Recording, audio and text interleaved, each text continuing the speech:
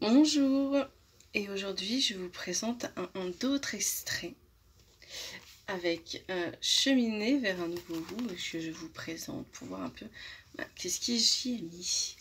Et celui-ci il est donc mis en deux parties, partie spirituelle, partie société. Donc là il y a un premier extrait qui est dans société, sociétale. Elle s'appelle La peur. Par contre je vais quand même vous lire ce que j'ai mis ici.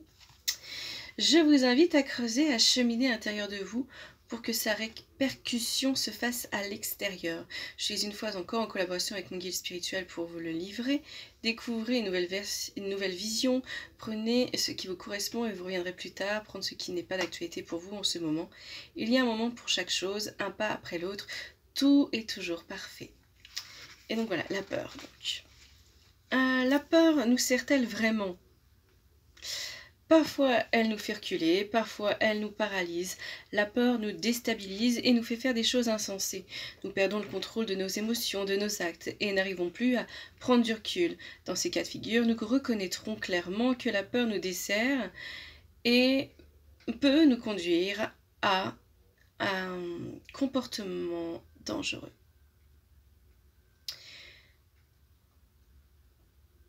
Avons-nous besoin de la ressentir? Bien sûr que nous devons apprendre de la peur. C'est elle-même. Nous avons besoin de la connaître. Pour savoir analyser, sinon nous ferons des actes sans jamais prendre conscience de ce que cela peut engendrer autour de nous. Nous avons besoin d'elle pour savoir ce qui est important pour nous, car avoir peur de perdre quelqu'un ou quelque chose révèle notre amour et notre attachement. Cela ne fait pas de nous une personne faible, c'est une fausse croyance. Avoir peur, c'est être conscient de ce que nous sommes et de ce que nous faisons. Il faut apprendre à comprendre notre peur, pour pouvoir la dompter, du moins l'apprivoiser.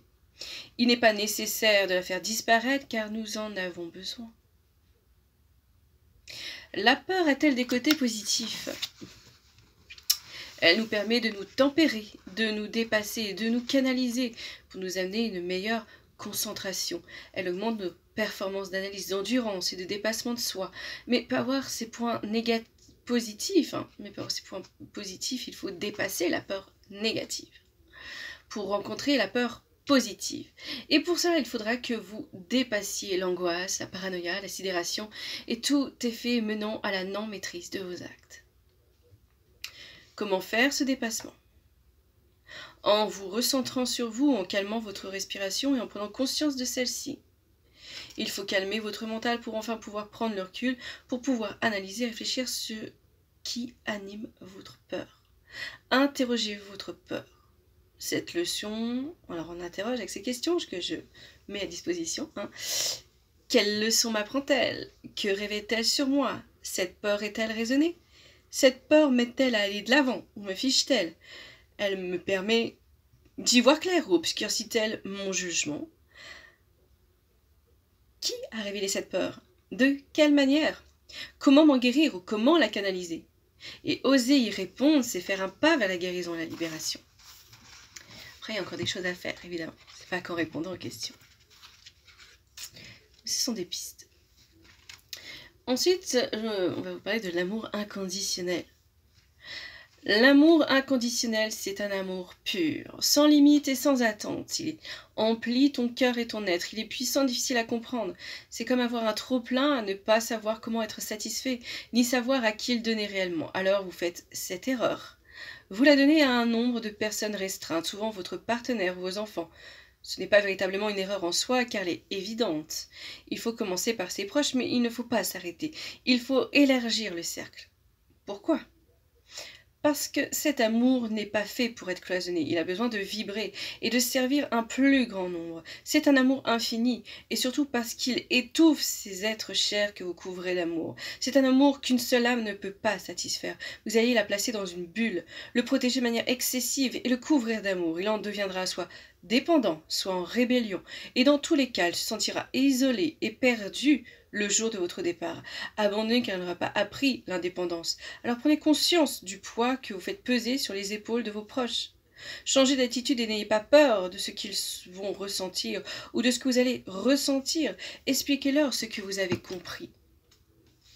Cela aussi les libérera de ce fardeau, celui d'être votre centre de l'attention. Nous faisons tous des erreurs, nous sommes là pour comprendre et évoluer. En acceptant de changer, nous entrons dans une nouvelle phase d'évolution et nous devenons meilleurs. Nous devons aussi admettre que nous avons fait des erreurs. Cela aussi aidera celui qui était l'objet de votre affection débordante à savoir que d'une part, il n'est pas coupable d'être le centre, ni victime puisque vous ne vouliez en aucun cas lui faire du mal, mais que vous ne saviez pas que vous l'étouffiez de votre amour, que vous pensiez que c'était normal, passager ou autre, à vous de voir ce que vous pensiez. Peut-être même ne vous êtes-vous jamais posé cette question ou ne l'avez-vous pas remarqué avant de lire ce chapitre. Voilà, cette interrogation est faite. Ensuite, il y a tout le côté développement spirituel qui rentre en ligne. Et pour finir, il y a des messages révélations. Et donc là, je vous lis les 2 derniers messages. Chacune de vos pensées et de vos intentions crée des ondulations de conscience à travers l'univers.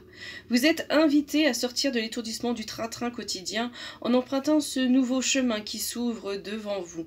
Votre force d'attraction est plus forte que le contrôle que peut exercer votre conscience. Votre pouvoir émerge de votre cœur pour se propager au travers de votre gorge. Les anciennes règles s'effriteront d'elles-mêmes. Au début, cela semblera vous déstabiliser, mais très vite, vous prendrez conscience qu'il n'en est rien. Soyez reconnaissants et reconnaissantes. Voyez-les comme des signes marquants de votre évolution et n'y faites plus attention.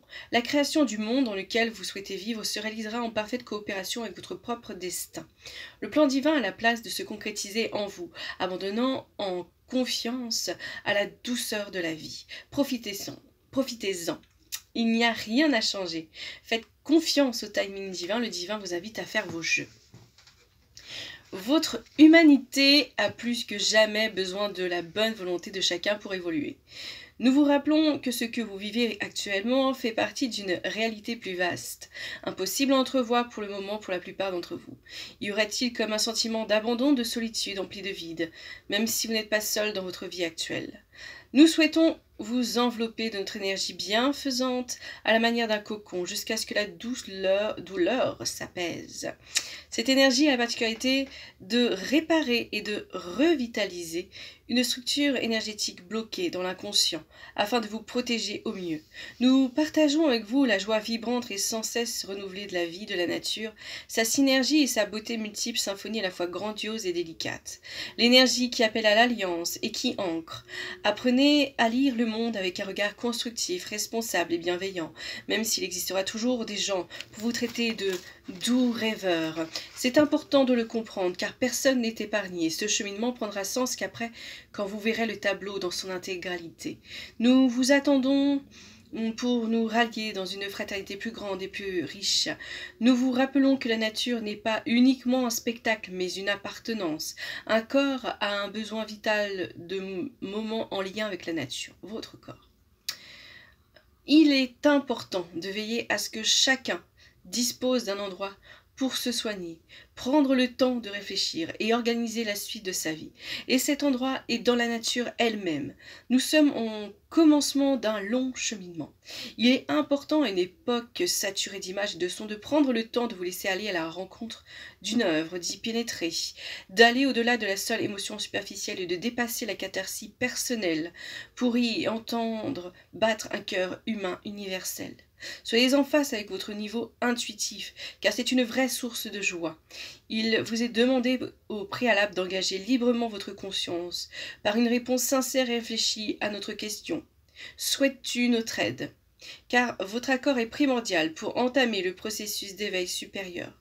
Construisons ensemble une nouvelle voie et phase spirituelle où la vérité céleste est enfin claire et juste. Voilà le dernier message. Et il y a tant d'autres choses dedans. Donc voilà, c'était petits extraits, quoi. Et j'espère que ça vous donnera envie d'en savoir plus sur tout ce qu'ils ont pu me livrer. Et donc, en même temps, vous le livrer. Et puis, je crois que je vais arrêter là et pas en dire trop, ni trop parler. Excusez-moi des bafouillements. de mes petits bugs intempestifs. Euh, mais voilà, c'est fait. C'est fait, hein, je ne vais pas tout recommencer.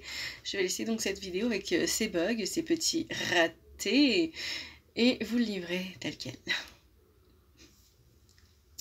Prenez soin de vous.